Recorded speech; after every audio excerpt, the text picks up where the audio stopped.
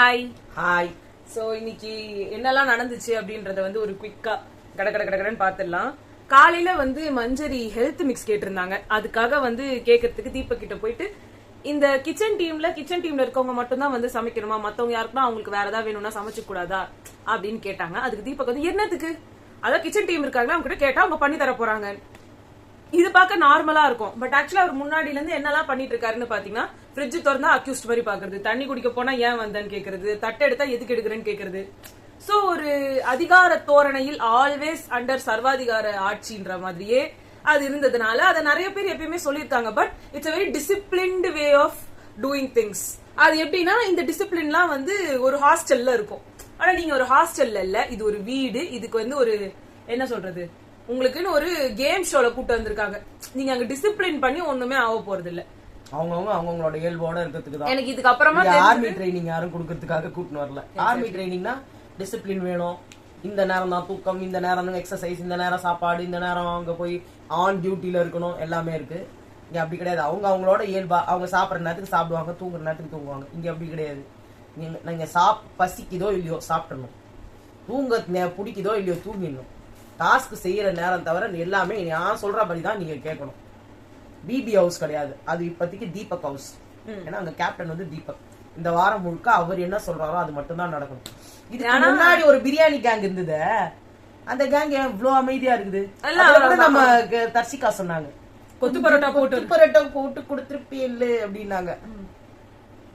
பண்ணிருக்கலாங்க இந்த மாதிரி, அதாவது பிரேக் த ரூல்ஸ் வாங்கல்ல, அந்த மாதிரி ஏதாவது பண்ணிருக்கலாம். இன்னொன்னு கூடவே தீபக் அவர்களுக்கு திருடங்கிட்டே சாவி கொடுத்துட்டு போயிட்டாங்களாம். ஆமா இல்ல, இப்போ தீபக் அவர்கள் வந்து வெளியில வந்துட்டு ஒரு நல்ல ஸ்கூல் ஆரம்பிக்கலாம்னு நினைக்கிறேன். நிறைய டிசிப்ளின் சொல்லி தரலாம். ஆர்மி ட்ரைனிங் ஸ்கூல், சாதாரண ஸ்கூல் இல்ல. பசங்களோட பசங்க ஆர்மில இருக்கவங்களோட பசங்களை வச்சு அடுத்த ஆர்மிக்கு போகக்கூடிய பசங்களை வந்து நீங்க ட்ரெயின் பண்ணி அனுப்பலாம். நீங்க ஏன் தீபக் ஆர்மிக்கு போல? இவ்வளவு டிசிப்ளின்டா இருக்கீங்க, இவ்வளவுதான் இருக்கீங்க, போலாமே. அவர் சார்ஜென்ட். ஆனா என்னன்னா பார்த்தனா ஏதோ போலீஸ் பரம்பரையா தான் இருக்கலாம், தெரியல. அடுத்து வந்து ஒரு டாஸ்க் வச்சிருந்தாங்க. ஒருத்தர் வந்து பப்பட்டா இருப்பாங்க, ஒருத்தர் மாஸ்டரா இருப்பாங்க. அந்த பப்பட்டா ஆட்டி வைக்கிற மாஸ்டர்னு அது யார் யாருக்கு என்னென்ன தோணுதுன்றது இங்க 1 hourல காமிச்சதுதான் எங்களுக்கும் லைவ்ல பிடிச்சது. மத்ததெல்லாம் ரொம்ப இருந்ததுனால தர்ஷிகாக்கு வந்து மாஸ்டர் வந்து தீபக், பப்பட் வந்து சிவா ராணவ் அப்படின்னு வந்து சொன்னாரு. இது உனக்கு கரெக்டா படுதா? கிட்டத்தட்ட உண்மைதான்.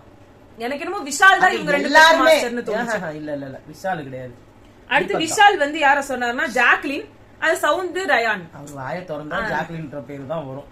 அது வந்து எழுதப்படாத ரூல். பவித்ரா வந்து முத்து தீபக் ரெண்டு பேருமே மாஸ்டர்.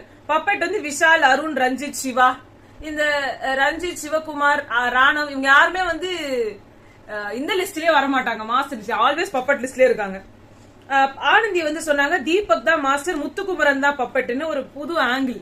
இல்ல அது ஒரு விதத்துல அது பப்பட் மாதிரி அவர் நடிப்பாரு.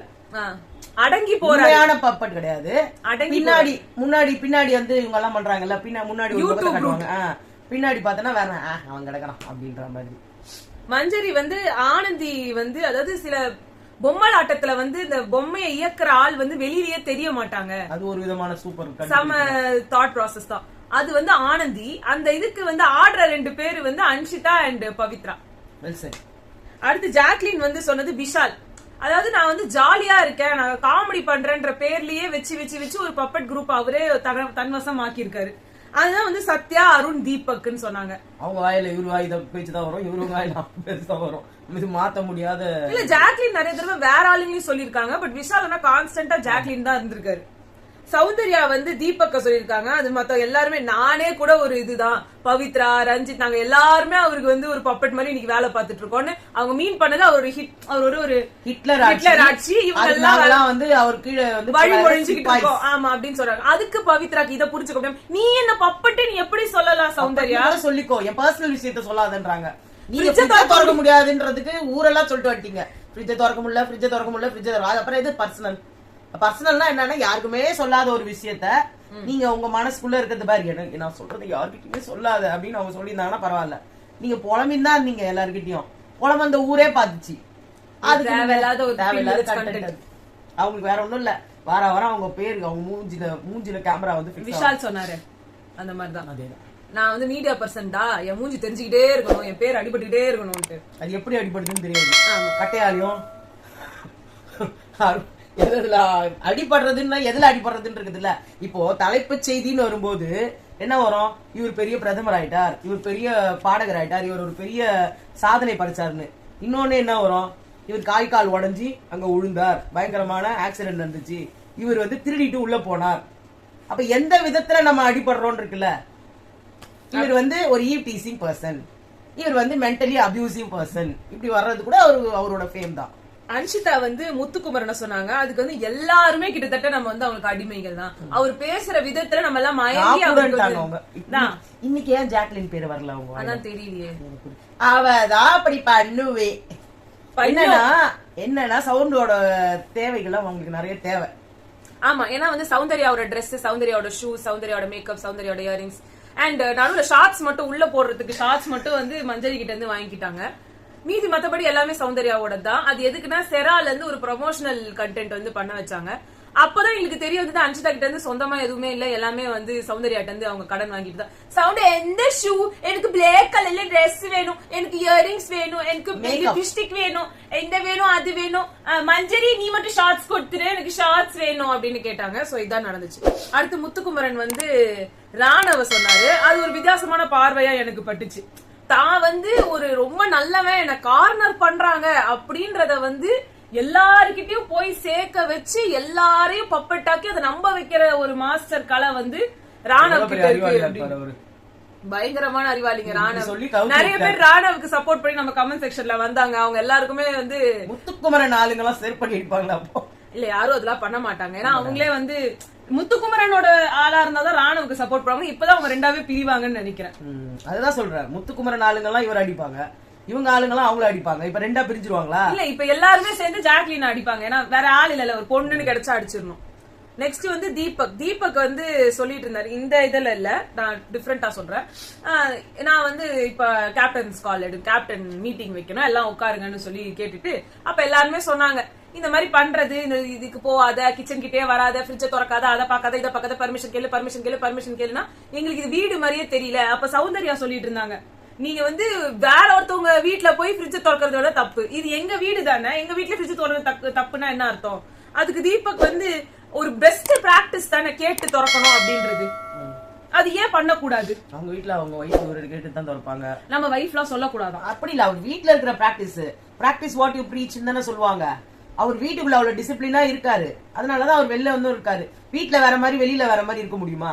அதுக்கு அவர் ஒரு எக்ஸாம்பிளா சொன்னாரு. இப்போ நம்ம யாரோ ஒருத்தவங்க வீட்டுல எக்ஸாம்பிள் சொன்னாரு, நம்ம யாரோ ஒருத்தவங்க பெட்ரூம்ல போய் நம்ம பாட்டு உள்ள போயிடுவோமா, கதவை தட்டி உள்ள வரலாமான்னு கேட்டுதானே போவோம். அவர் வந்து பெட்ரூமையும் கிச்சனையும் வந்து சேர்ந்து சொல்றாரு, கிச்சனையும் ஒன்னா சொல்றாரு. நம்ம அவர் வீட்டையும் அவரோட பராமரிப்பையும் சொல்லக்கூடாதா? சொல்லக்கூடாது. நம்ம கமெண்ட் செக்ஷன்ல அவ்வளவுதான் எல்லாருக்கும். அவரு சொன்னாரு சாச்சனா கிட்ட, இல்ல சாச்சனா கிட்ட சொன்னார்ல, அவ்வளவுதான் அவங்க புரிதல். அதுதான் அது மாதிரி இங்க வந்தவங்க எல்லாம் சுத்தமா அந்த அளவுக்கு கூட புரிதல் இல்ல. சாச்சனாக்கு இருக்கிற அறிவு கூட இவங்களுக்கு எல்லாம் கிடையாது. இப்போ அதுக்கு வந்து ஜாக்லின் சொல்றாங்க, இந்த கம்பேரிசனே தப்பா இருக்கு ப்ரோ. நான் இந்த கம்பேரிசன் பண்ண எக்ஸாம்பிள் தான் கொடுத்தேன்.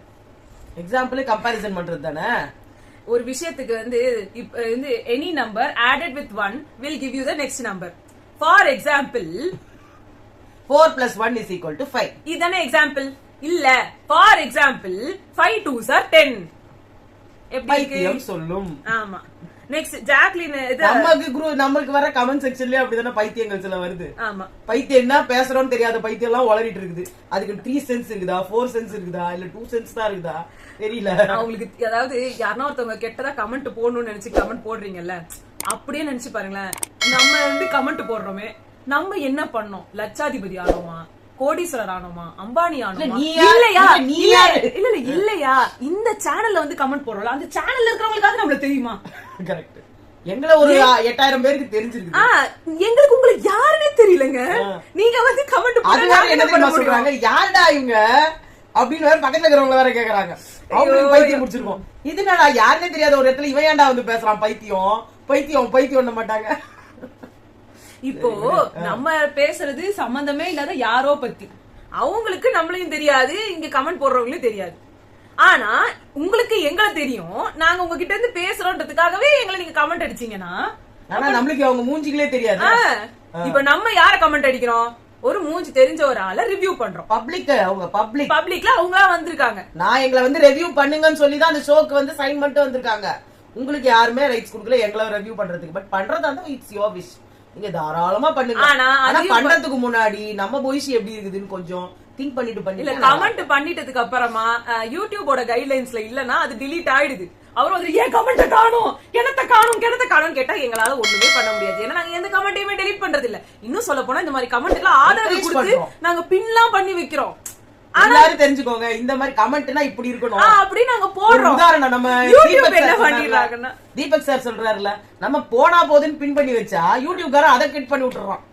உனக்கு அறிவு இல்லையா, உன் சேனல்ல ஒரு கூமுட்டை வந்து இந்த மாதிரி கமெண்ட் பண்ணுது, உனக்கு அறிவு இல்லையா? உங்களோட கமெண்ட்ஸ் எல்லாம் டெலீட் ஆக ஆக எங்களுக்கு மெசேஜ் வந்துகிட்டே இருக்கு. இந்த பர்சனை ரிப்போர்ட் பண்ணணுமா, இந்த பர்சனோட அக்கவுண்ட பிளாக் பண்ணணுமா.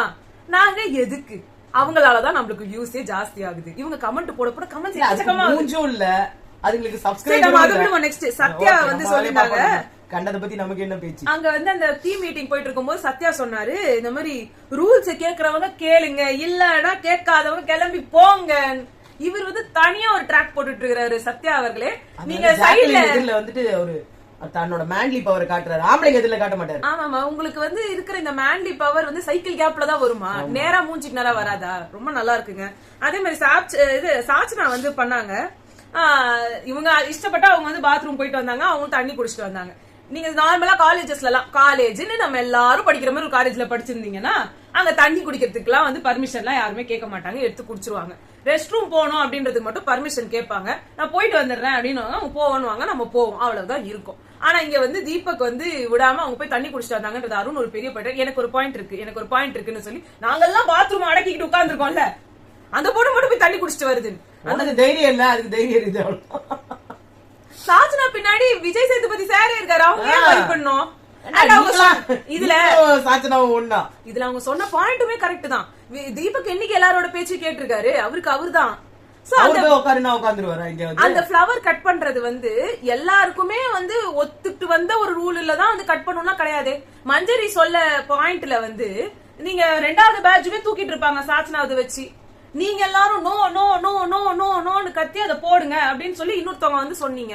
இங்க சாச்சனாத வந்து அங்க உங்களுக்கு இருந்ததே 3 பேட்ச், ஒரே நாள்ல 2 போறது தப்புனாவது வச்சுக்கலாம். இவருதுதான் முடியவே போகுது, 5 நாளா 5 பூ அப்படியே இருக்குது, 1 கட் பண்ணிட்டு தான் போகுது. சொன்ன பாயிண்ட் கரெக்ட் தான். பாதி பேர் ஒத்துக்கிட்டாங்க, பாதி பேர் இல்லன்னாங்க. அங்கேயாவது மொத்த பேர் அகைன்ஸ்டா இருந்தாங்க. இந்த விஷயத்துல எனக்கு ஒன்னும் தப்பு பண்ணல. ஆனா எல்லாருக்கும் இவங்களுக்கு எல்லாம் ஏன் உடன்பாடு இல்லன்றது எனக்கு ஒன்னும் தெரியல. அது அவங்களோட இஷ்டம். கண்ணால பாய்ஸ்க்கெல்லாம் பயங்கரமா கோவம் வந்துச்சு. அதான் எல்லாம். அடுத்து வந்து ஒரு டால் டாஸ்க் அது வந்து நடந்துச்சு. இத பத்தி நாங்க நிறைய பேசியிருக்கோம். அதுல சிலது பேசாததுன்னா, சத்யா வந்து ஜாக்லினோட பொம்மையை வச்சிருந்தப்போ டாமி தூங்கு அப்படின்னு சொல்லி நாயோட வந்து ஜாக்லினை கம்பேர் பண்ணாங்க. சௌந்தர்யாவை வர்ஷினி வந்து அந்த நாய் இந்த நாய்னு சொன்னப்போ நீங்க எல்லாரும் கதறினீங்கல்ல, இந்த இஷ்யூ ஏன் பெருசாவல? இன்னைக்கு கூட சௌந்தர்யா சொன்னாங்க, என்னவோ ஒரு நாயின்னு சொன்னாலே என்ன அப்படின்னு சொல்லிட்டு. அப்புறம் ஏதோ பேர் சொன்னாங்க, அது என்ன நாய்டா எனக்கு தெரியவே தெரியாது, எதுக்கு அவ என்ன போய் அந்த நாயோட சொன்னா அப்படின்னாங்க. அந்த நாயின்னு சொன்னா அது என்ன நாய் ஏது நாயின்னு யோசிச்சுட்டு இருக்கிறேன். ஓ இல்ல, எனக்கு அந்த என்ன நாயின்னு நான் யோசிச்சுட்டு இருக்கேன், அதை பாக்கணும். அதுக்கப்புறமா வந்து 2 ஜாக்லினும் விஷாலும் அந்த ரவுண்ட்ல எலிமினேட் ஆயிட்டாங்க. அதுக்கு வந்து பெரிய ட்விஸ்டா வந்தது சாச்சனா. விஷாலோட பொம்மை நான் வைக்கவே மாட்டேன் அப்படின்னு. ஆனா இந்த ரவுண்ட்ல சத்யா கிட்ட அவரோட பொம்மையே இருந்துச்சு. அது அவ்வளவு பெரிய ஃபவுல். அப்பவே அவர் எலிமினேட். அவ்வளவு நேரம் வச்சிருந்தாரு. தீபக் வந்து என்ன சொன்னாரு, நீ அத வேற சத்யா உன்னோட டாலர் நீங்க வச்சிருக்கீங்க, நீங்க அவுட்டுன்னாங்க. உடனே அவர் என்ன பண்ணிட்டாரு, கொஞ்ச நேரம் போது இல்ல ஃபர்ஸ்ட் அவருக்கு ஒன்னும் புரியல, அப்பயே வச்சு சுட்டிட்டே தான் இருந்தாரு. விஷால்ல ஐயோ ஐயோ உங்ககிட்ட உன்னோடது இருக்குடா, உன்னோடது தான்டா உங்ககிட்ட இருக்குன்னா, ஆமா மச்சான் அப்படின்னாரு. உடனே தீபக் சத்யா எடுத்துட்டு போய் போடு பிட்டுலன்னு போட்டாராம். நான் போடணும்னு போட்டாரு அப்படின்னு. அதுக்குதான் ரயான் சொல்றாரு, நான் அவ்வளவு நேரமா சொல்றேன், அதெல்லாம் உங்க காதுல விழல, நீங்க சொன்ன உடனே போட்டா அதெல்லாம் முடிஞ்சிச்சுடா விடுறா. அதாவது தீபக் அவர்களே, உங்களுக்கு வந்துட்டு சொம்பு தூக்கணும்னா பச்சையா ஒருத்தருக்கு சொம்பு தூக்கி இப்படிதான் காட்டணுமா? அவர் என்ன நினைச்சிட்டு இருக்காரு, இதெல்லாம் லைவ் டெலிகாஸ்ட்ல வராது, அது தெரியாது நினைச்சிட்டு இருக்காரா? நீங்க நல்ல கேப்டன் எங்களால சொல்ல வரதுக்கு முன்னாடி நீங்களே உங்க பேருக்கு எடுத்துக்கிறீங்க தீபக். 2 நாள் அதாவது பிக் பாஸே அவரை புகழ்ந்துட்டாரு. இப்ப அவர் என்ன பண்றாரு, பிக் பாஸே எங்க இல்லடா நீங்களாம் என்னடா சொல்றது வேணாம் நீ யாருமே அந்த ஹிஸ்டரியிலே வாங்கலையாம இவ்வளவு பர்ஃபெக்டா அப்படின்ட்டாங்கல்ல. அடுத்து இதுக்கே சத்யா அதனாலே அவுட் ஆயிட்டாரு. என்ன வேற யாரா போயிருக்கணும், அப்பவே அவர் போயிட்டாருன்றதுதான் இதா இருந்தது. அப்புறமா வந்து ராணவ் அண்ட் ரயானோட தெரியுமா, மறுபடியும் அவரோடது மட்டும்தான் அப்படிதான் அவர் அவுட் ஆனார். யாரும் எடுத்துட்டு போய் வைக்க முடியாம அவர் அவுட் ஆகல, ஏன்னா அவர் யாருமே அவரை கண்டுக்கல. ஆமா. அடுத்து ராணவ் அண்ட் ரயானோட ஃபைட். இதுல வந்து ராணவோட இது வந்து ராயனோட பொம்மை உள்ள போக கூடாது இதுதான். ஏன்னா வந்து ஜெஃப்ரியோட உள்ள போடணும். அன்ஷிதா, விஷால், தர்ஷிகா இவங்க எல்லாரும் கத்துனாரோ உள்ள போ, ஜெஃப்ரி பொம்மை உள்ளே போ, ஜெஃப்ரி பொம்மை உள்ளே போ, ஆண்டி பொம்மை உள்ளே போ அப்படி தானா போயிடுமா? இல்ல இது வந்து அன்ஷிதா சொல்லும் போது எனக்கு வந்து அந்த இது இருக்குல்ல, அது என்னது என்ன சொல்லுவாங்க, அப்பாலே போ சாத்தானே, அப்பாலே போ சாத்தானேன்ற மாதிரி சொல்ற தானா போயிடும் போல இருக்காது. அவன் சொல்லுவானே டவல் கம், டேய் டவல் நாட் கமிங் டா, அந்த மாதிரி தான் கோ டால் கோ அப்படின்றாங்க அவங்க. சோ இப்ப ராணவ் என்ன பண்ணாருன்னா ஜெஃப்ரிய வயித்துல போட்டு புடிச்சிட்டு இருந்தாரு. அப்ப ஜெஃப்ரி வந்து என்ன பண்ணாரு, எதுவுமே பண்ண முடியாம தள்ளி விட்டாரு அவரை அந்த பால் பிட்டுக்குள்ள. ரெண்டு பேரும் சேர்ந்து உந்தாங்க உள்ள விழுந்துட்டோன்னு. அப்புறமா இவர் எப்படி தப்பிச்சு திருப்பி வெளில வந்தாரு ஜெஃப்ரி. திருப்பி இவர் வந்து புடிச்சு இழுத்துட்டாரு.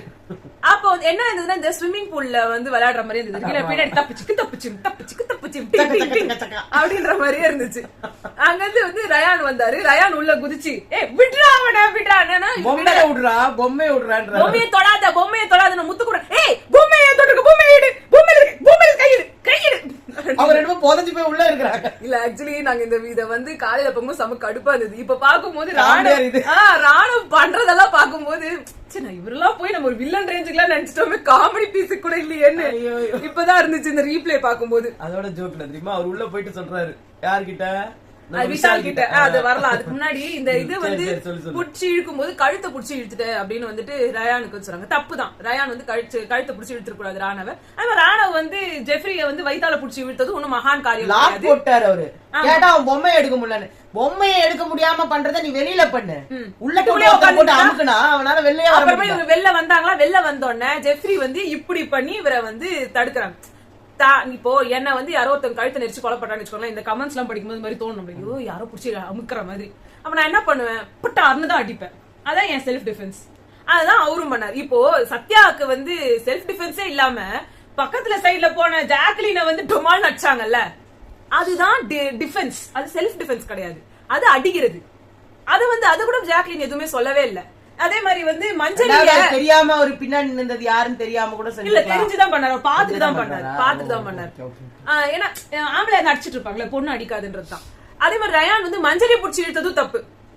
அப்ப மஞ்சரியை வந்து அவர் புடிச்சு இழுத்தப்போ அங்க இருந்து வந்து சாச்சனா, அதுக்கப்புறம் வந்து இந்த கையில ஆனந்தி புடிச்சு இழுக்கிறாங்க, அந்த கையில சாச்சனா புடிச்சு கீரி அவருக்கு இந்த இடத்துல ரத்தமே வந்துருக்குது. அதான் இவங்க எல்லாரும் புடிச்சு இழுத்தாங்க, அப்படியே நகத்தை உள்ள புரண்டி வச்சிருக்காங்க. ஓகேவா, இதையேதான் அங்க இருந்து வந்து சௌந்தர்யாவும் ஜாக்லினும் பண்ணாங்க. ராணுவ புடிச்சது போய் இப்போ ராணுவ புடிச்சு இழுக்கிறதுக்கு இந்த ரெண்டு பொண்ணுங்க ஒரு கைய புடிச்சு இழுக்குது. ரயானை புடிச்சு இழுக்கும் போது சாச்சனாவும் ஆனந்தி புடிச்சு இழுத்தாங்க. மஞ்சரி வயிற்றுல புடிச்சாரு, உண்மைதான். அவர் நான் பிடிக்கலன்னு சொல்லவே இல்லை.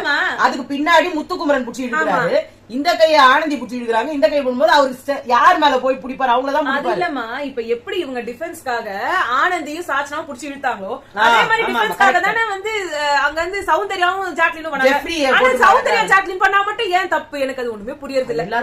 அப்புறமா வெளியில வந்துட்டு அப்புறமா மஞ்சரி உள்ள போற வரைக்கும் ரயான் அவங்கள பிடிக்க கூடாதுன்றதுக்காக ரயானை புடிச்சு உருண்டு இருந்தாரு நம்ம முத்துக்குமரன். அப்புறமா இல்ல, அப்புறமா என்னமோ நியாயஸ்தர் மாதிரி நீங்க அவனை அடிச்சது, அவன் நீ அடிச்ச, நீ மஞ்சள் அடிச்ச, எல்லாம் தப்பு.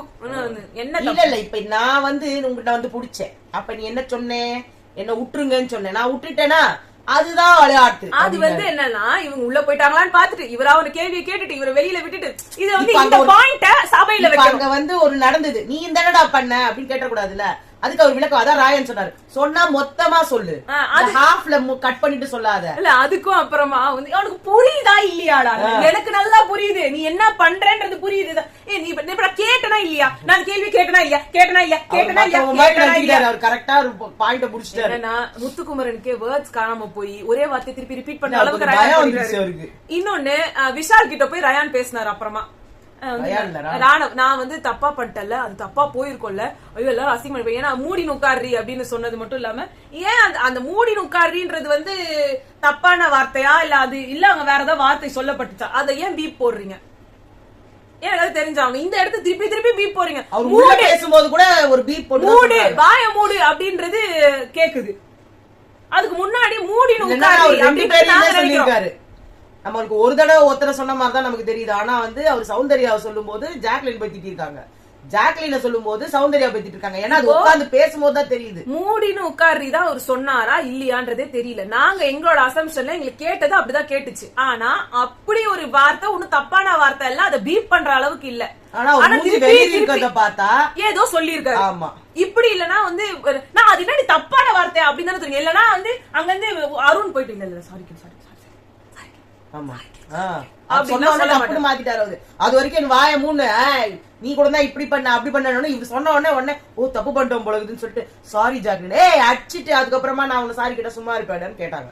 தப்பே கிடையாது. விஷால் வந்து ராணுவ நீ பையனை தன்னடா புடிச்சா அதெல்லாம் தப்பா போவாது. ஆனா ரயான் மஞ்சரிய புடிச்சு இழுத்துருக்கான், அது கேவலமா வெளில போகும். நல்லா இருக்கு விஷால். அதே மாதிரி போடுறது அவனா திருந்தா கூட திருந்த விட மாட்டேன்டா, உன்னை எப்படி திருந்த விட்டுருவேன், எனக்கு ஒரு பலியாடு வேணும்டா. ரஞ்சித் அவுட்டு, ஆனந்தி அவுட்டு, மஞ்சரி அவுட்டு. இந்த மஞ்சரி அவங்க யார் காரணம்? பவித்ரா. யாருக்குமே தெரியாம ஒரு கேம் நவுத்திக்கிட்டு இருக்காங்க. கண்டுபிடிக்கல. அவங்க கையில ஒரு பொம்மை வந்தா மட்டும் அது தோத்துரும். அவங்க எல்லாத்தையும் விட்டு கடைசியில போய் நிப்பாங்க. அந்த கேம் பிளேவை யாரால ஏன் கண்டுபிடிக்க முடியலன்னே தெரியல. அடுத்து வந்து சிவகுமாரோட டி ஷர்ட்டை புடிச்சு இழுத்தாங்க மஞ்சரி. எப்படி ரயான் வந்து அவங்க செல்ஃப் டிஃபென்ஸுக்கு வந்து செல்ஃப் டிஃபென்ஸுக்குல இவங்க போக கூடாதுன்றதுக்காக மஞ்சரிய புடிச்சு இழுத்தாங்களோ அது தப்புதான். அதே மாதிரி மஞ்சரி வந்து அவரு போயிடக்கூடாதுன்றதுக்காக ஷர்ட்டை புடிச்சு இழுத்ததும் தப்புதான். ரெண்டுத்திலயுமே பெருசா யாருக்குமே அஃபெக்ட் ஆகல. ஆனா ஆகிறதுக்கான வாய்ப்புகள் ஜாஸ்தியா இருந்துச்சு. ஆனா சிவகுமாருக்கு இந்த இடத்துல ஒண்ணுமே ஆகல. இன்னும் சொல்ல போனா அவரு வந்து அவரோட செல்ஃப் டிஃபென்ஸ்க்காக இப்படி இடிச்சதுல பின்னாடி சாட்சினாக்கெல்லாம் அடிபட்டுச்சு. அது அந்த போட்டு எதுவுமே சொல்லல. சீரியஸா சொன்னா இதோட வந்து 4-5 தடவை அந்த பொண்ணு டமா டமான்னு அடி வாங்கல. அதுக்கு எத்தனையோ அடிபட்டு இருந்தது. எதையுமே அந்த பொண்ணு சொல்ல என்னமோ பெரிய விஷயம். ஆனா வந்து இவ்ளோ டிராமா சிவகுமார் எப்படி இருக்கீங்கன்னு கேட்கல, நான் எப்படி இருக்கேன்னு கேட்கல அப்படின்றது ஏன் அவர் பண்ணாருன்னு சந்திலியும் பவித்ரா ஒரு விஷயம் பண்ணாங்க பாரு. உள்ள போய் நின்னுகிட்டு இடத்த புடிச்சுக்கிட்டாங்க. அங்க ஒரு இடம் தான் இடத்த பிடிக்க சொன்னா வா மஞ்சரி வெயி கையில பொம்மையை வச்சுக்கிட்டே பேசுறாங்க. என்னன்னு கேட்டா மறந்துருச்சான். எனக்கு புரியல, நான் என்ன பண்றேன்னே புரியல. அது எப்படி உங்களுக்கு புரியாது? எப்பவுமே கடைசியா வருவீங்க. அந்த தடவை எப்படியோ தெரியாம உங்களை உள்ள விட்டாங்க, மஞ்சரி உள்ள இல்லன்னா இந்த வாட்டி என்ன சொல்லிருப்பீங்க, நான் கரெக்டா தான் பண்ணேன்பா அப்படின்னு. ஆனா மஞ்சரி வந்து அந்த கடுப்புல நம்ம வந்து சிவகுமார் கொடுத்த டார்ச்சர்ல கொண்டு போய் சி அப்படின்னு பவித்ராவோட பொம்மை வச்சாங்க. அடுத்த கேமே பவித்ரா அவுட் ஆயிட்டாங்க. அருண்லாம் இருக்காரு. அருண், சிவகுமார், ஜெஃப்ரி, சாச்சனா. இதுல அருண் என்ன சொல்றாருன்னா, நான் நவுந்துடுறேன், எனக்கு இந்த கேமே வேணாம், ஏன்னா வின் பண்றவங்களுக்கு நாமினேஷன் ஃப்ரீ பாஸ், எனக்கு அது தேவையில்ல, நான் பாத்துக்கிறேன், இவங்க எல்லாரும் போட்டோம், நான் வெளில வந்துடுறேன்றது ஒரு கிரேட் மூவ். ஆக்சுவலா சொல்ல போனா ஒரு வாரம் தப்பிச்சு என்ன போது, அடுத்த வாரமே தூக்கிட போறாங்க. அந்த ஒரு வாரம் பேமெண்ட்ல நீங்க என்னங்க எல்லா இஎம்ஐயும் கட்டிட போறீங்க? மக்களுக்கு ஒரு டக்குன்னு போய் டக்குன்னு வர்றது தானே கரெக்டா இருக்கும். சோ அந்த விஷயத்துல அருண் பண்ணது வெரி குட், நல்ல டிசிஷன். அண்ட் அடுத்தது வந்து செரால இருந்து ஒரு ஃபங்க்ஷன் மாதிரி வச்சாங்க. இதுல எங்களுக்கு பர்சனலா ஃபர்ஸ்ட் எடுத்தோன்னே நம்ம கோவா கேங் வந்து ஒரு கேவலமா பண்ணிடுச்சு. அதுல சௌந்தர்யாக்கு ஒரு ஸ்டெப் கூட ஞாபகம் இல்ல, ஃபுல்லா சொதப்பிட்டாங்க. பட் ரெண்டாவது 2 பேரும் ஆடலாம், அத சைடுல விட்டுடலான்னு. அப்ப கூட அவங்க வந்து இல்ல இல்ல இல்ல இல்ல நீ சவுண்ட் உன்னை மோட்டிவேட் பண்ற சவுண்ட். அது வந்து ரோஸ் கோல்ட் டீம், அந்த டீம் ட்ரெஸ் பண்ணிட்டு வந்தாங்க. ஆனா திருஷ்டி பட்டுச்சு. ஆனா அந்த டீம்லயே இருக்கிற முத்துக்குமரனும் சிவகுமார் அம்மா ப்ளே ஹேட்ஸ் ஆஃப். சீரியஸா எனக்கு ரொம்ப பிடிச்சிருந்தது. ஆனா ஜாக்சன் துரை சேராவோட இதோட போட்டு அது கனெக்ட் சேராதவர்களை சேர வைக்கும் சேரான்னு சொல்லி போட்டதெல்லாம் செமையா இருந்துச்சு. பயங்கரமான கிரியேட்டிவிட்டி. அதான் சொல்றேங்க, கிரியேட்டிவிட்டினா அதுல மிஞ்ச முத்துக்குமரனை மிஞ்ச ஆள் கிடையாது. அத நாங்க உண்மையிலேயே ஒத்துக்கிறோம். செமையா இருந்துச்சு. ஏன்னா வந்துட்டு அவர் வந்து இதுதான் இல்ல, எல்லாத்துலயுமே அவர் கிரியேட்டிவிட்டி ஜாஸ்தி இருக்கும். மேனிபுலேஷன், எல்லாரையும் அசிங்கப்படுத்துறது, தரக்குறையா பேசுறது பிடிக்காதது. இதையும் அவர் ஒழுங்காவே பண்ணிருந்தாருன்னா ஆரம்பத்துல இருந்து அவர் எல்லாருக்குமே ஹீரோவா இருந்திருப்பாரு. இன்னொரு அடுத்தது டீம் வந்து பிரெஞ்ச் கோல்டு டீம். அவங்க வந்து தர்ஷிகா, அன்ஷிதா, பவித்ரா 3 பேருமே அந்த மாடல் மாதிரியே அழகா யூஸ் பண்ணாங்க. ஆனா டான்ஸ் ஒண்ணு பண்ணணும்னாங்க, அது அவங்க பண்ணல. பட் அந்த ப்ரொமோஷனலா பண்ணது நல்லா இருந்தது. என்னன்னா அன்ஷிதா அது எல்லாம் அவங்க ட்ரெஸ்ஸா இருந்ததுன்னா இன்னும் சூப்பரா இருந்திருக்கும். ஃபுல்லா கடனா இருந்தது. அதுக்கப்புறமா வந்து ஆனா செம்மையா பண்ணாங்க 3 பேருமே வேற லெவலா. அந்த கோஆர்டினேஷன் கூட ரொம்ப நல்லா அழகா இருந்துச்சு. ஒரே மாதிரி பிளாக் போட்டு ஒரே மாதிரி ஆக்ட் பண்ணி அதெல்லாம் நல்லா இதுக்கு பாத்தீங்கன்னா ஒரு half an hour தான் டைம் கொடுத்தாங்க. அதையும் நம்ம சொல்லணும். அதுக்குள்ள அவங்க இத பிராக்டிஸ் பண்ணி ட்ரெஸ் பண்ணி எல்லாம் பண்ணாங்க. அதுல வந்து மஞ்சரி அண்ட் ஆனந்தி வந்து இந்த மாதிரி போட்டாங்க, குஷியோட இது பண்ணாங்க. பட் அது அவ்வளவு நல்லா இல்ல. பட் ஓகே பரவாயில்ல, டீசென்டா இருந்துச்சு. நம்ம அடுத்த டீம் வந்து platinum team, full boys team. நடுவுல சாச்சனா, அதுல வந்து சாச்சனா, சத்யா, ராணவ் இவங்க 3 பேரும் வந்து ஏதோ டான்ஸ் பண்றேன்னு பண்ணாங்க. அவங்க பிராக்டிஸ் பண்ணும்போது சூப்பரா இருந்தது. CERA எல்லாம் வித்தியாசமா பண்றாங்க. ரொம்ப கேவலமா இருந்தது. அது சொல்லாம செஞ்சிருந்தாங்கன்னா அது அப்படி தெரிஞ்சிருக்குமா? தெரிஞ்சிருக்காது கண்டிப்பா. அங்க பண்ணும்போது கரெக்டா தான் பண்ணாங்க பிராக்டிஸ் பண்ணும்போது. இங்க பாத்தா சொதப்பலா பண்ணிட்டு அதுதான் ஃபர்ஸ்டாங்க. இல்ல அது இன்னொன்னு, அவங்க டீம்லயே அருணும் அவ பேர் என்ன விஷாலும் வந்து இது ஏதோ பிளே பண்றேன்ட்டு நானும் ரவுடி தான் டைலாக். ஆனா அது மாதிரியே இல்ல, என்னமோ பண்ணி அந்த பொண்ணுக்கு காது கேட்காது. அதான் ஆனா விஷால் பேசுறதும் புரியல. அது யாருக்கும் புரியவும் இல்ல. அவர் என்ன சொல்ல வந்தாருன்னு தெரியல. ஆனா சொதப்பலா அது விஜய் சேதுபதி சார் வாய்ஸ் மட்டும் இருந்துச்சு, அவ்வளவுதான். இப்ப இதுல வந்து இந்த இதுல என்ன பொறுத்த வரைக்கும் இந்த 2வது டீம் பிரெஞ்ச் கோல்டு அவங்களுக்கு கொடுத்துருக்கணும். இல்ல பர்ஃபார்மன்ஸ் வைஸ் பாத்திருந்தா ரோஸ் கோல்டு கொடுத்துருக்கணும். சம்பந்தமே நம்ம பிளாட்டினம்க்கு நம்ம ஆர்டர் பிரகாரம் சொல்லுவோம். அந்த பிரெஞ்ச் கோல்டு வந்து first, French gold first, second rose gold, third தான் பிளாட்டினம். இவங்க அப்படியே ரிவர்ஸ்ல போட்டு பிளாட்டினம்க்கு தான் ஃபர்ஸ்ட் பிரைஸ். கன்றாவே இருந்தது. அது தீபக் திணிச்சா இருப்பாருங்க எல்லார் மேலயும். அங்க ஜெஃப்ரியும் ரஞ்சித்தும் மனசே கேட்கல. இதுல என்ன ஜோக்குனா இவங்க பண்ண ஆக்டே எந்த டீம் பண்ணுச்சுன்னே இவருக்கு தெரியல. தீபக்கு சுத்தமா தெரியல. கிஸ்தி திரையில தான் நம்ம பிளாட்டினம் டீம் பண்ணாங்க. நம்ம விஷால் தானே பேசுறாரு, நம்ம அருண் தானே வந்து மைக்கேல் ஜாக்சன் ஆடினாரு. எல்லாத்துலயுமே பைத்தியம்னா இதுல கூடவா டிசிப்ளின் டிசிப்ளின் டிசிப்ளின் மூளை கூட ஒர்க் பண்ணல. இது நீ அவங்க சொன்னாங்க ஃபர்ஸ்ட் டைம். அவங்க நாங்க முன்னாடி போயிட்டோம், இந்த வாட்டி கடைசியில நாங்க பண்றோம்னாங்க. இவருக்கு என்ன பேசுறாங்க, யார் பேசுனாங்க, எந்த டீமுக்குன்னே தெரியாம மார்க் போட்டு அதெல்லாம் முடிஞ்சு போச்சு. எல்லாத்துக்கும் நான் மார்க் போட்டேன், இதுதான் உண்மைனாரு. உடனே ஜெஃப்ரி நீங்க தானே சொன்னீங்க, நீங்களே குத்துங்கன்ட்டாங்க அவங்க 2 பேருக்கும். ஆனா வந்து அறகுறையா தான் இருந்துச்சு. இது சரி வராது, இது தப்பு அப்படிலாம் சொல்லி பார்த்தாங்க. 2 பேருமே சொல்லி பார்த்தாங்க. அவருதான் வந்து புடிச்ச முயலுக்கு 3 கால் ஆச்சு அப்படின்னு போட்டீங்களா, எல்லாரும் போட்டாச்சுல, அவ்வளவுதான் முடிஞ்சு போச்சு. இப்ப வந்து அதுல வந்து விஜய் சேதுபதி வாய்ஸ் வந்துருது. சோ விஜய் சேதுபதி வாய்ஸ் வந்தா நான் சாத்ரா வேற இருக்காங்க. அவர் பொண்ணு வந்து நான் விட்டு கொடுக்க மாட்டேன், நான் கொடுப்பேன் அவ்வளவுதான். அவர் வந்த உடனே சாட்டர்டே அன்னைக்கு கை தட்டுவாரு, புகழ்வாரு, என்னையும் சேர்த்து புகழ்வாரு. எவ்வளவு அருமையா நீங்க பண்ணி இருக்கீங்க தெரியுமா, தீபக் உங்களை அப்ரிசியேட் பண்றேன் அப்படின்னு சொல்லுவாரு. என்னால முடியல, அவ்வளவுதான். இது நடக்கும். உங்க கமெண்ட் செக்ஷன்ல சொல்லுங்க. நாங்க உங்களை அடுத்த வீடியோல சந்திக்கிறோம். பாய்.